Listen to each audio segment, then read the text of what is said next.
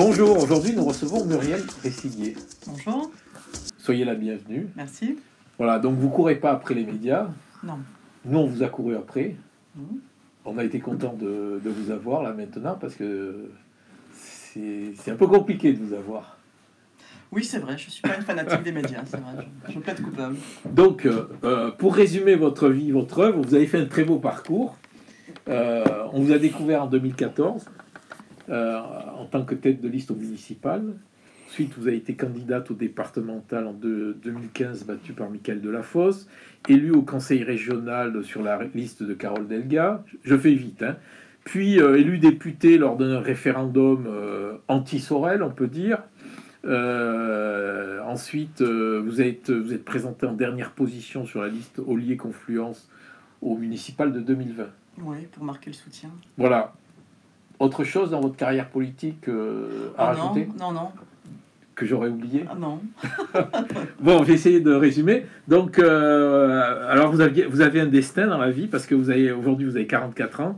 Vous êtes né le même jour, la même année, le même mois qu'Emmanuel Macron. Oui, pas au même endroit et on n'a pas le même parcours ni les mêmes idées, mais oui. Bon, c'est quelque chose quand même qui marque, non? J'étais même pas au courant, moi c'est un député En Marche, dont je ne citerai pas le nom, qui m'avait envoyé un petit texto pour me demander si j'étais invité à l'anniversaire d'Emmanuel Macron. Voilà, c'est comme ça que j'ai appris. Donc vous êtes Montpelliéraine, vous avez fait des études à Montpellier, à Joffre, Hippocagne, littéraire, que vous avez abandonné. Que j'ai abandonné pour aller à la fac parce que je travaillais à côté. Voilà. Je suis partie de chez moi assez tôt, je travaillais à côté, et puis il fallait, voilà, on n'a pas le temps de tout faire. On ne peut pas et travailler et faire Cagne, c'était pas, voilà. Donc vous avez un métier, vous êtes technicienne administrative d'un service médical à la Sécu, des passions, la littérature française, les polars, et vous aimez marcher dans la montagne. Oui. Autre chose? Non. Hein? Pour mieux vous connaître? Non? Bon, alors on va parler du numéro 967 de La Glorieuse.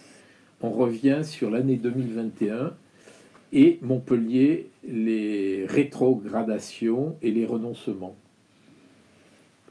Alors bon, les promesses de campagne oubliées, au niveau de l'écologie, au niveau de la gratuité des transports qui piétinent, au niveau d'Agripark sans logement, au niveau de la sanctuarisation de Montcalm qui est passé à la trappe, au niveau de la friche à Mimi, au niveau de l'augmentation des impôts qui ne devaient pas augmenter, qui ont augmenté de 10%, au niveau du nouvel ami du maire de droite, la rue, quid du comité Théodule.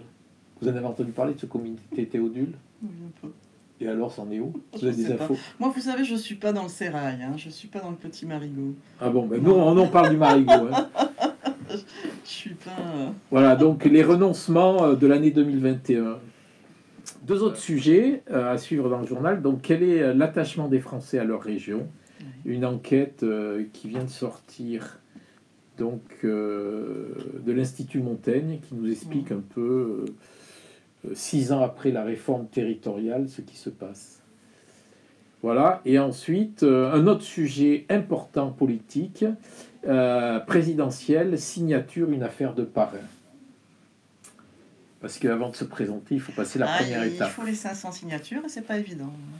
Voilà, et on revient aussi sur la deuxième partie d'un grand personnage local, un certain Eugène Montel, figure du socialisme occitan, qui était originaire de Montbazin. Ça vous dit quelque chose, Eugène Montel? Oui, je dirais ça. Je dirais votre... Voilà. Donc, Muriel,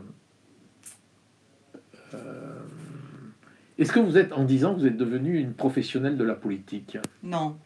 Ça, c'est le cri du cœur, ça. Non, mais je suis désolée. Par contre, j'ai appris beaucoup de choses et j'ai gardé mon intérêt pour la politique, ce qui n'était pas évident. On peut assez vite en être écœuré quand on voit certaines choses. Mais voilà, j'ai gardé mes idées aussi, ce qui n'est pas banal dans la période. Mais non, je ne suis pas une professionnelle. Non. Par contre, j'ai appris quand même des choses. Vous avez appris quoi en 10 ans politique? J'ai appris beaucoup de choses sur des sujets. J'ai appris aussi que c'est un milieu assez particulier. Et j'ai eu pas mal d'illusions qui sont tombées. J'ai appris pas mal de choses sur la nature humaine. Et aussi, j'ai appris Par exemple, que vous avez appris quoi c'était... sur la nature politique des hommes et des femmes? ben, qu'on ne faisait pas tous les choses pour les mêmes motivations, on n'est pas tous motivés par les mêmes choses. Il y a des gens qui veulent des places, il y a des gens qui veulent changer le monde, il y a des gens qui pensent que la fin justifie les moyens, ce qui n'est pas mon cas. Et on peut avoir du coup des trajectoires assez différentes. J'ai Mais appris aussi que les gens écrivent par exemple assez vite quand ils vous rencontrent amitié, sans savoir réellement ce que signifie le mot amitié. Voilà des choses comme ça. J'ai appris aussi, mais ça j'ai toujours eu et heureusement, la nécessité pour garder pied de rester proche des militants, quoi. il y a surtout des gens qui veulent des places en politique. Il y en a beaucoup, oui. C'est la Mais majorité, ça, c'est la majorité.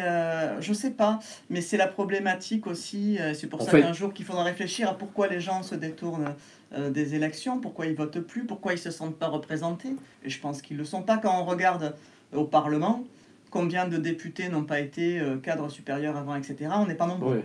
Parce que je passe du coq à l'âne, là. Ouais. On fait un article cette semaine dans le journal sur une personne là, qui est un peu qui grenouille dans la politique locale et qui était républicain, qui est passé macroniste et maintenant qui passe écologiste.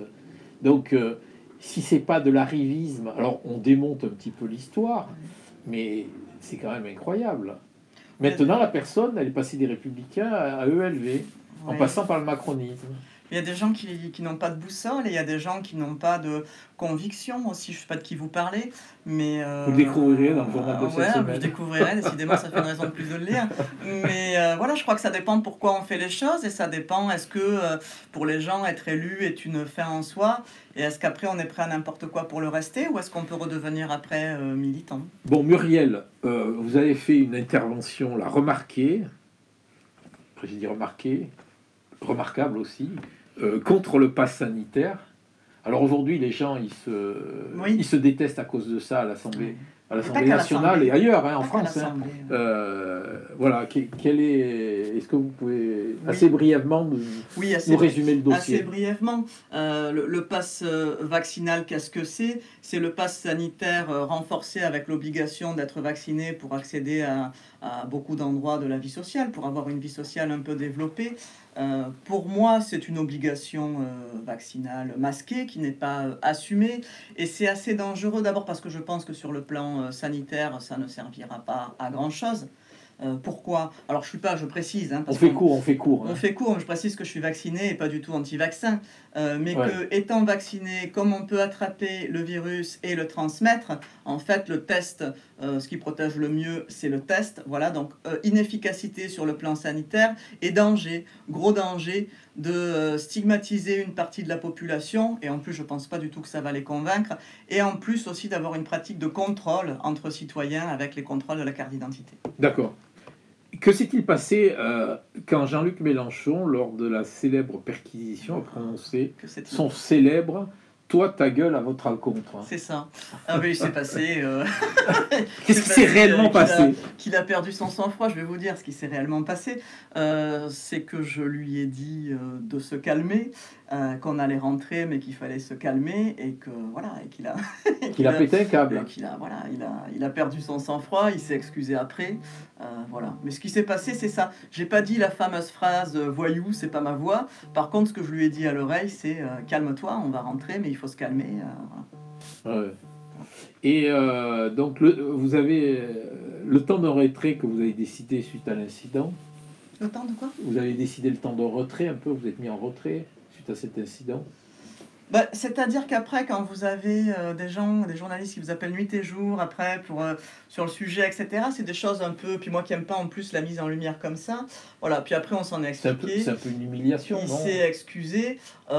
Humiliation, j'en ai vu d'autres et j'en verrai d'autres. Hein. Vous savez, on n'est pas en sucre hein, quand on se bat un peu voilà, pour défendre des idées. On n'est pas... on est plutôt en mode défendre les femmes et tout. Ah, ben oui, écoutez, là, ça m'apprendra à lui dire de se calmer. Voilà. Est-ce que vous lui avez pardonné politiquement et humainement? Ah, humainement, oui, quand quelqu'un s'excuse, il s'est excusé. Voilà, après, politiquement, c'est pas sur moi que ça a rejailli. En fait, c'est plutôt lui, après, qui a eu des difficultés avec ça, en fait. Après, c'est vrai que moi, je suis quelqu'un, il m'arrive d'avoir après des désaccords, mais comme beaucoup de gens, moi, je suis pas dans un mouvement, je suis pas quelqu'un de fanatique et je suis pas quelqu'un qui a toujours le doigt sur la couture, voilà. Donc, quand j'ai des divergences, on peut les exprimer en interne. Est-ce que cette affaire vous a autant touché que le choix de Michael Delafosse, de sa binôme actuelle vice-présidente du département? Non. Non, mais ça, c'est pas des choses. Faut être détaché, hein. Parce que si vous vous arrêtez à des choses comme ça, vous faites plus rien. Moi, quand je prends des menaces de mort de l'extrême droite, etc., à ce moment-là, je rentre chez moi, je vais pleurer, je fais pas la commission d'enquête. Vous voyez ce que je veux dire? Il faut, voilà, puis il faut prendre les choses. Oui, je sais pas. Il y a un moment où il faut apprendre à ce que ça glisse, à ce que certaines choses glissent. Sinon, vous faites plus rien. Ou alors, vous vous dites si je fais ça, qu'est-ce qu'ils vont penser, qu'est-ce qu'ils vont dire, et vous restez chez vous. Est-ce qu'on peut avoir en politique des sentiments? On peut en avoir, mais c'est dangereux. Par contre, il faut rester humain, garder son humanité. Et c'est ce que je vous disais tout à l'heure. Il ne faut pas croire que, y compris parce que les gens d'ailleurs partagent vos idées, ce sont forcément des amis. Il faut savoir que c'est un milieu particulier. Et c'est ça d'ailleurs que je voudrais arriver à changer aussi, parce qu'il y a aussi des gens qui sont engagés, qui sont sincères, et j'en ai rencontré. Et c'est ceux-là qu'il faudrait pousser et mettre un petit peu en avant. Mais c'est un milieu, oui, particulier et compliqué. Ouais. Mais c'est pas le seul. Hein. C'est pas le seul. Et vous êtes militante de la gauche radicale? Alors maintenant, on est obligé de dire gauche radicale parce que le mot gauche ne veut plus rien dire en fait. Parce que François Hollande a contribué à tuer la gauche et c'est pas le seul. Et du coup, quand vous dites gauche, les gens savent plus ce que ça veut dire. Donc on dit gauche radicale. Moi, je ne suis pas du tout quelqu'un de radical. Les gens qui me connaissent le savent. Par contre, oui, je défends certaines choses au niveau de la société. Non, enfin, on va dire qu'Hollande n'est pas de gauche. Oui. Vous êtes de gauche. C'est ça. Voilà. Alors bon, vous avez consommé beaucoup de collaborateurs. Écoutez, il y en a une là, ça fait 3 ans qu'elle est là. Elle les a connus d'ailleurs. Est-ce que vous êtes un mauvais patron? Vous lui poserez. Est-ce que vous êtes un mauvais patron? Il faut lui poser la question. Poser la question à ceux qui restent. Et voilà. Ça m'apprendra aussi certaines choses, c'est-à-dire qu'aussi les gens qui viennent vers vous une fois que vous êtes élu, voilà, c'est pas toujours cela qu'il faut prendre. Il faut se poser des questions. Vous avez fait des erreurs? Il y a des gens que je réembaucherai pas, oui, ça c'est certain. D'accord. Et d'autres que je suis ravie. Corinne est là depuis 3 ans. D'autres sont là depuis un moment. Elle a côtoyé d'ailleurs ces gens. Et voilà, il y a des fois où on ne peut pas se tromper à tous les coups quand même. Voilà. C'est sûr que quand on est élu et qu'on devient patron, c'est parfois compliqué d'accorder sa confiance à telle ou telle personne. Ou vous l'accordez à l'inverse trop facilement, ce qui a été mon cas. D'accord. En 2020, là, vous étiez dernière sur la liste de Clotilde Ollier, oui. Alors que la France Insoumise soutenait celle de Nous Sommes. Oui, il y a eu une divergence politique, mais c'est ce que je vous disais tout à l'heure, parce que c'est pas un problème de personne, c'est vraiment un problème politique. Je suis pas dans quelque chose, dans une démarche d'adhésion à un mouvement de manière fanatique. Et là, j'ai eu un vrai désaccord. J'ai suivi le choix des militants qui avaient voté. La majorité avait voté pour aller à Confluence, qui après a décidé de faire cette union rouge-verte, et qui, moi, est quelque chose qui me correspond assez bien. Et alors après, de toute façon, tout le monde a été trahi. Donc voilà, les compteurs ont été remis à zéro en un sens, sauf que Nous Sommes, ils ont voté pour allier avec Altra, donc ça a été un choix politique de leur mouvement, alors que nous, on a eu une tête de liste qui a décidé, avec 2-3 colistiers, de partir avec Altrad, et nous avons d'ailleurs dénoncé publiquement ce choix. Parce qu'il y a des gens qui considèrent que vous avez trahi les militants de votre parti, le fait et non. Et pourtant, ils étaient majoritaires à être avec Confluence et à être avec nous, et à avoir fait ce choix. J'ai au contraire suivi le vote des militants sur Montpellier. Et en rejoignant donc Ensemble 34, l'affaire de lance de l'Alliance Pastèque, est-ce que vous considérez que vous avez fait le bon choix? Oh bah écoutez, il y a pire dans la vie quand même qu'être ensemble. Des camarades qui se battent, qui ont un réseau militant. Et voilà, non, moi je suis... non, je regrette pas du tout. Non, non. Et d'ailleurs, je suis toujours à l'AFI, ça n'a rien à voir. L'AFI est un mouvement, vous avez des gens qui sont communistes à l'AFI, vous avez des gens déjà qui sont ensemble, il y a un courant ensemble insoumis, vous avez des gens qui sont nulle part. Pourquoi avoir lancé votre déclaration de candidature aux législatives la mi-décembre? Parce que j'entendais des bruits un petit peu courir, elle ira pas, nanana, et donc je discutais avec des camarades qui m'ont dit vas-y, déclare-toi, que ce soit clair, et qu'après qu'on sache qui y a en face, d'ailleurs, voilà. Il y a qui en face aujourd'hui? On attend, on verra. On verra ce que font les socialistes, les Verts, etc. On attend. La gauche est dans un état aussi assez triste hein, en ce moment. Voilà. Donc on va voir. Donc moi je suis sortante. Voilà, donc j'y retourne. C'est pas le scoop du siècle. Hein. Non, non, je sais. Non, mais c'est intéressant. Que pensez-vous de l'intégration d'Alenka Doulin dans le parlement de campagne de Jean-Luc Mélenchon? Écoutez, elle avait perdu sa boussole. Hein. Elle avait soutenu après Altrad. Là, elle revient là. J'espère qu'elle a appris à s'en servir. Et puis, on verra qui elle soutient dans quelques temps. C'est son choix, ça lui. Voilà. J'attends de voir. Vous allez quand même pas avoir une liste. Nous sommes sur la circonscription. Nous verrons. C'est pas moi qui décide. Vous discutez un peu avec Alenka? Non. Non. Vous êtes fâché? Oh, je suis pas fâché, mais on n'a pas de lien humain, ni politique. Ni lien humain, ni politique. Donc non, on discute pas. Je vais pas. Il y a d'autres gens avec qui je discute, mais non. Pourquoi la gauche radicale ressemble un peu à une nébuleuse? C'est-à-dire, mais j'ai envie de vous dire comme la droite, non? Enfin, c'est. Vous voulez dire qu'il y a plusieurs composantes encore à gauche et plusieurs façons de penser différentes? Oui. Eh bien, je crois parce qu'on porte des choses qui ne sont pas tout à fait les mêmes et ça dépend de ce qu'on appelle la gauche. Par exemple, le Parti socialiste, il faut qu'il montre aussi qu'il est encore de gauche. Les Verts sur Montpellier ont montré récemment qu'ils étaient de gauche. Au niveau national, c'est pas trop le cas. Et je crois que c'est parce qu'on est dans un moment où on a besoin chacun de réaffirmer aussi nos valeurs et de voir après s'il y a une possibilité de travailler tous ensemble. Mais pour ça, déjà, il faut savoir qui on est. Et qui en assure le leadership à Montpellier?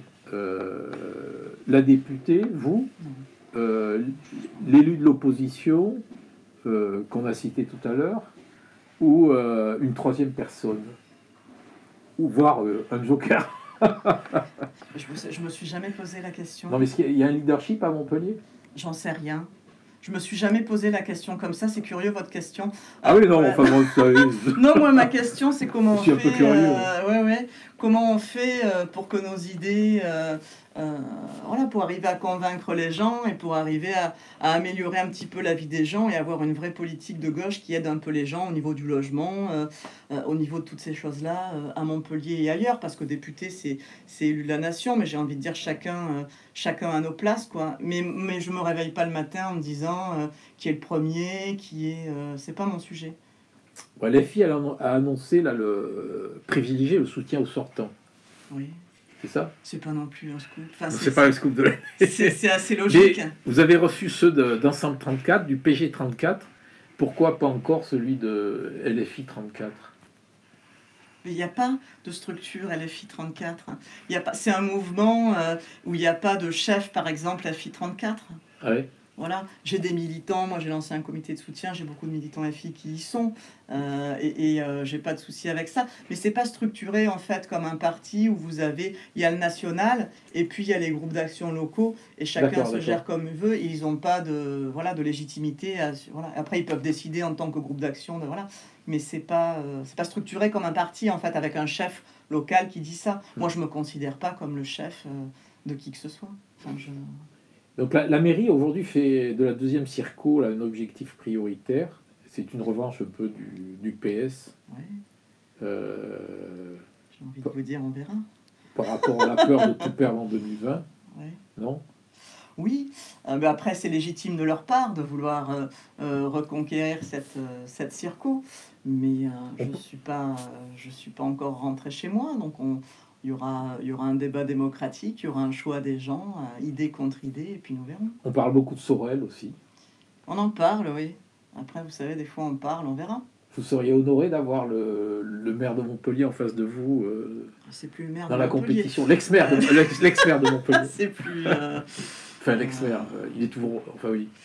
Oui, je sais pas, parce que beaucoup de gens qui ont été quelque chose, oui, après continuent à écrire ça. Ouais. Mais non, ni honoré, ni pas honoré, ni je trouverais pas ça non plus illégitime. Voilà. Mais je me consacre, vraiment là, je suis concentrée, moi, sur ma campagne d'abord présidentielle, et puis après, dans un deuxième temps, ma campagne à moi.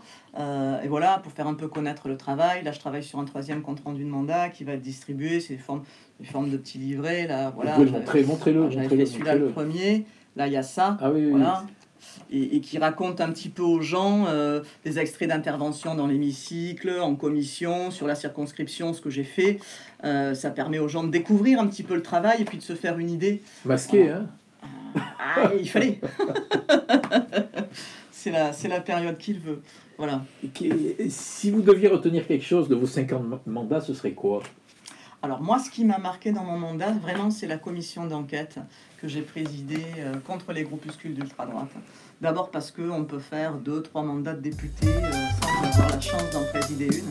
C'est un sujet qui me tient à cœur et que ça a été un vrai combat, là, pour le coup. Déjà pour faire comprendre aux gens que c'était un sujet, puis arriver à la mener au bout avec les attaques qu'on a eues.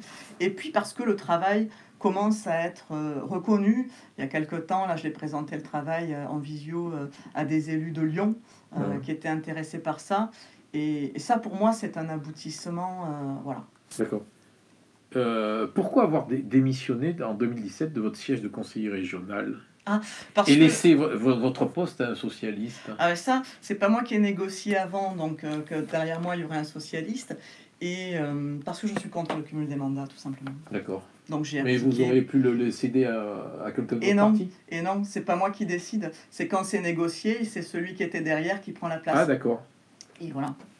Et derrière vous, il y avait un socialiste. Et derrière moi, il y avait un socialiste et j'ai été cohérente avec... J'aurais pu le garder, hein. J'aurais pu le garder, il n'y a pas de souci, j'étais pas... D'accord. La présidentielle est-elle perdue pour la gauche? Écoutez, en tout cas, pour l'instant, on n'est pas donné gagnant. Et ça m'inquiète. Et ça m'inquiète parce qu'au-delà de nos petites personnes, il y a la vie des gens qui vont en prendre plein la figure. Macron a fait beaucoup de dégâts et pour l'instant, il part pour être réélu.